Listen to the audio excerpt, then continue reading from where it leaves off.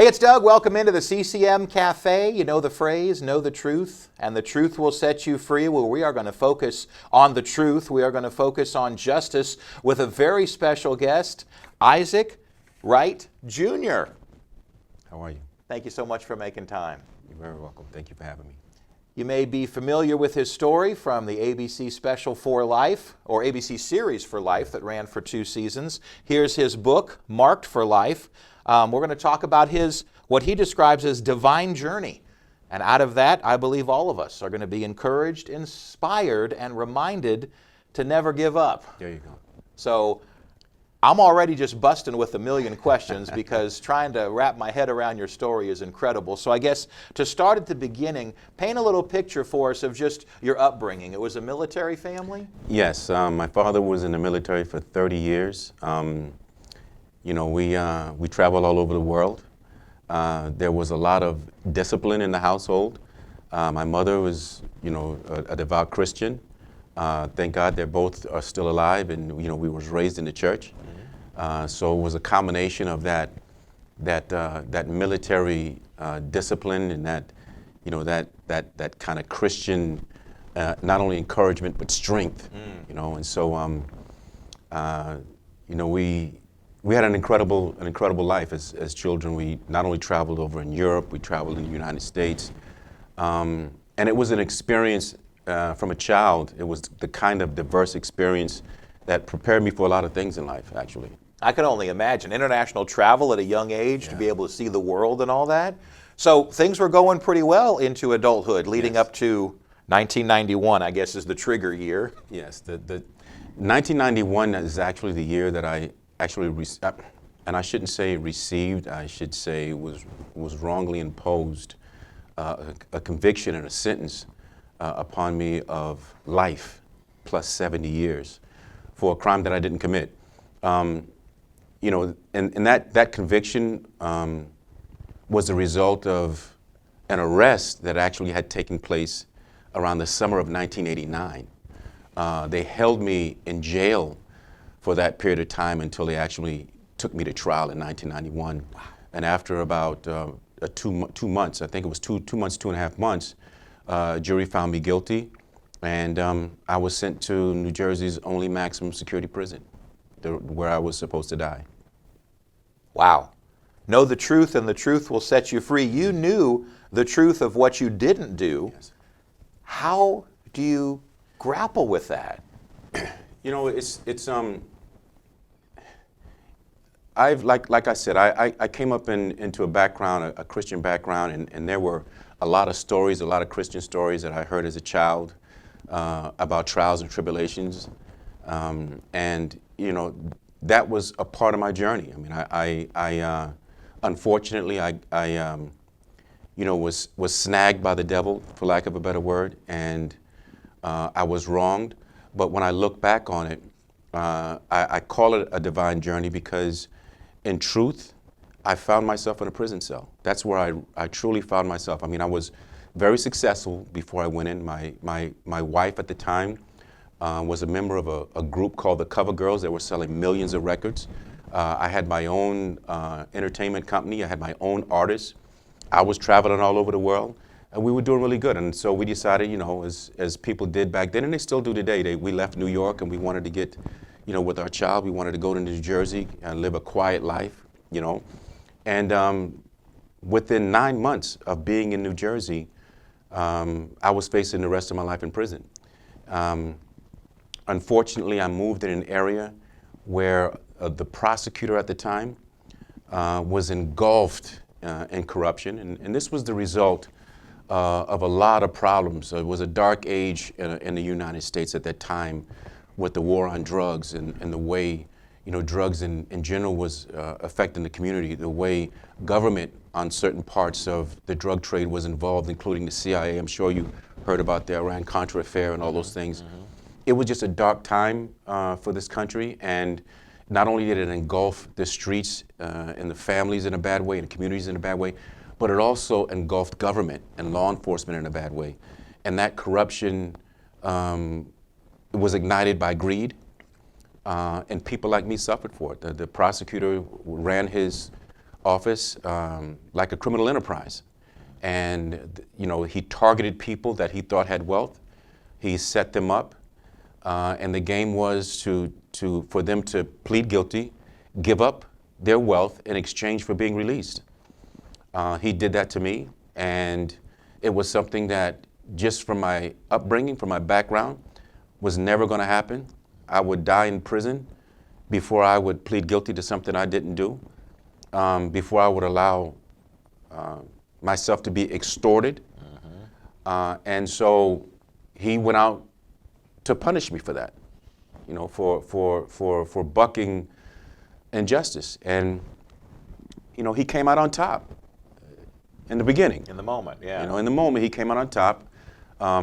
He got his conviction, and he got his sentence of life, plus 70 years.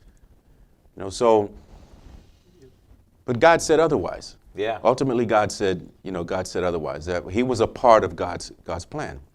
And I'm here today able to sit with you and talk about this incredible book. That's amazing. Because of it. And for the clarification for everybody too, I mean, full exoneration. Full exoneration. The part of this story is that you are out with a clean record. That's right. I like to say to people, I said, my record is cleaner than the cop that pulls me over. But it's incredible. I came out of prison. I went into prison obviously with an extremely horrible record, drug kingpin. I came out of prison with no record at all. And some of the people that got on the stand, that a lot of them, I had no clue. I had no clue who they were. Never seen them a day in my life. Some of them that I didn't know, and some that I did know who told lies on me, they still have records, and I don't. Wow. And I'm they're still stuck in that same rut that they were stuck in, decades ago. And I am a practicing attorney. So God smiles on those who He favors and who does the right thing in life. And He smiled on me. He took me through that journey. He blessed me with a lot of wisdom and ingenuity, and He allowed me to represent myself, which is, one of the most incredible things about the story is that I found myself alone when it came down to representation. Obviously, we have family. I have people that love me. I have people that supported me, but the system is set up to separate them from you, that you have to depend on your attorney. And if your attorney doesn't do the right thing for you, you implode. It's done. These attorneys wanted me to plead guilty to something I didn't do, all of them. And so I found myself having to represent myself.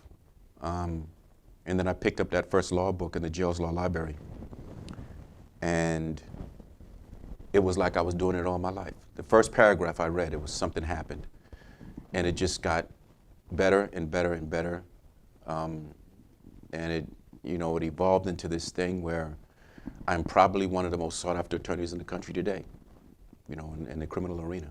Yeah. Well, if anybody can speak to both sides of the coin. Yes. And so I think, talk a little bit about your impact on other people. Was it 20-something folks that you helped in prison? While I was in prison serving a life sentence, I set my own case aside to help others. I got at least 20 people. It's actually a lot more than that, because some of the laws that I changed helped prisoners after I was even gone. Okay. But during the time that I was there, I got 20 people home that were either not guilty or they were overcharged and over-sentenced. Where they should have been doing 5 years, they got 50. It was that kind of thing that was going on back then. It's still prevalent today, but it was really, really, really, really prevalent, back then when I was arrested. These people are a testament to what I eventually then did for myself. After getting them out, I got myself out, and the way in which I did it, that's another area where you have to kind of give it to God, because I had this life sentence and I had 70 years, and I created a new law in another prisoner's case. I used that law after I created it in my case, and I got my life sentence thrown out. But what they did was, and this is God. What they did was they said, okay, we see what you did, all right? We'll go ahead and throw your life sentence out, but we're going to affirm the other 70 years. So you still have to do 70 years in prison, right? And so how I turn that around is in a hearing, probably 2 or 3 years later, I got a police officer to confess on the stand while he was testifying in front of the judge that they set me up. Whoa. Yeah. That's how good and this was 7 years later. By the time 7 years had gone by, I had gotten, the gift had grown. That gift that God had given me had grown so intensely that there was nothing that was able to stand in my way. I mean, it was, when I stood in that courtroom, God was right there. He was standing right there on my shoulder, and the angels was on each shoulder. And when this person got on that witness stand, they could not withstand that power. You know, I methodically broke him down, and ultimately he broke down in tears and he confessed. And for the next 15, 20 minutes, he told the judge, while he was apologizing, everything that they did. Wow. And then he implicated the prosecutor in it. He implicated that the prosecutor was not only involved, but they had a meeting where the prosecutor made a decision to sweep everything under the rug, change the police reports and everything. Wow. Yeah. Head prosecutor. He wasn't an assistant. He was the head of the office. Yes. Know the truth, and the truth will set you free. Yes, indeed. So this is a big question, I guess, and does the justice system work? So, you know, the best way that I can answer that question, I have to give you a short answer and then explain it, because the short answer is not going to sound right. The short answer is yes. Okay. That the justice system absolutely works. And here's the way I can explain that short answer, which may sound crazy to some of the listeners, right, and viewers. So, if my car, if the engine blew, I got into it, I cranked it, it wouldn't crank. I got out of it. I took the keys and I gave it to you. When you got into that car and you sat down and tried to crank it, will it crank? I don't think so. It won't, because it's broken. Yeah. Right? If a system works for some and doesn't work for others, it's not broken. If it's broken, it doesn't work for anyone. Okay. All right? Okay. So you know it's not broken. All right? What it is, it's not, and so let me qualify that by saying this, and this is extremely important for me to say. We have the greatest system in the world. Hands down, no doubt about it, the United States has the greatest system in the world, and you're hearing it from someone that was a victim of the system. It's not the system that's the problem, it's the people that runs the system that's the problem.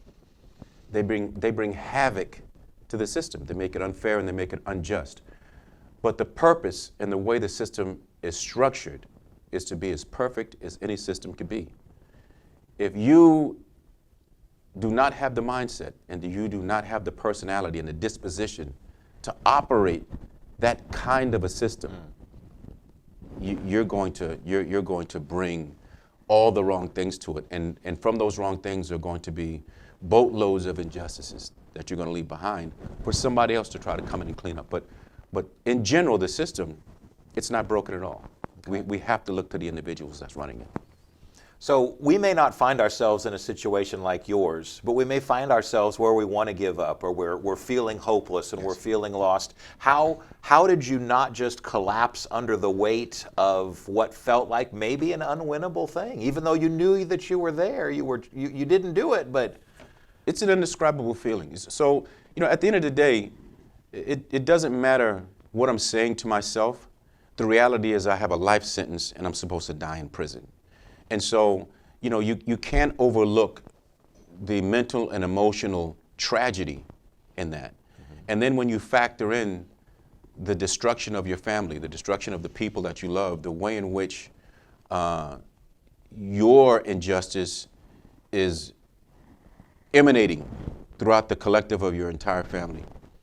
When you see those things happening to you and to them, and you can't do anything about it, and you know that you have the rest of your life in prison, there is no words, there is nothing that you can write down that can describe the mental attack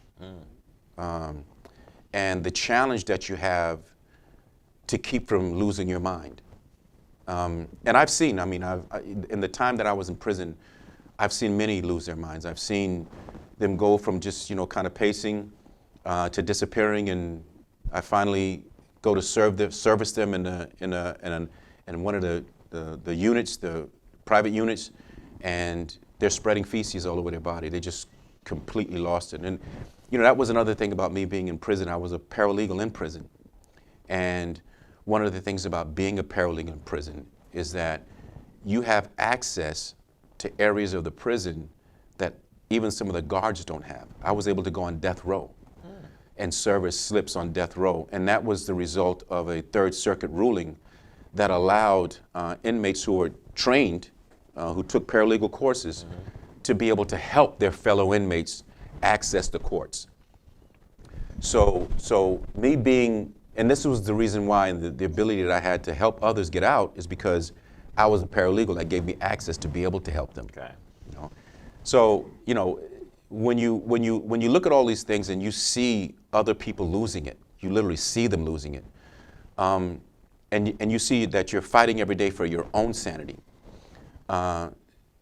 You then have to find a focus, and my focus, obviously, number one was God, and that secondary focus and powerful focus was on injustice. I fought everything that moved that wasn't right. Everything. If it wasn't right, I'm coming at you. And it got to the point where I was so good in the prison fighting for inmate rights. I mean, people were getting their legs broken. They were disappearing. They were being killed in the prison. It was an enormous amount of violence. And I fought against that. And the difference between me and others who tried to fight is that I was winning. So it gave me the kind of influence within the system that allowed me not only to continue to represent myself, but the system itself started looking at me differently. I was no longer the prison putting a bunch of junk on paper. I was that guy that you had to be quiet and listen to what he's saying, because if you don't, you may wind up having a problem. I went from a number to someone to be reckoned with while I continued to be in prison. Man, you fire me up, man, because I'm just like, you hear of these stories of people who have faced these things and have just sort of crumbled under. So praise God for the resiliency and everything to get you through that. What does it feel like now? How good does it feel? I mean, it's bittersweet. There's always the thought of the people I left behind, and I don't want to give the wrong impression. I mean, being in prison, being there, I can say with authority that there's people in prison that needs to be there. Okay, I've been there, so I can say it with authority. I've lived with them, and I know I don't want them out in the street with my family. But there's also people there that should not be there. And, when you leave them behind, there's always this thought on, whatever happened to them. And one of them I know already, he's been in there 30-something years, and I know that he was innocent. And he's been in there, I think it's maybe 37 years now. And he's been innocent. Family lost everything. And he's still there. Wow. So, you can't help everyone because there's just never enough of you to do that. And then there's always this lingering question of, what is it about me that I was able to turn this thing around, and and other people who don't belong there, they weren't able to, but you don't question God's plan.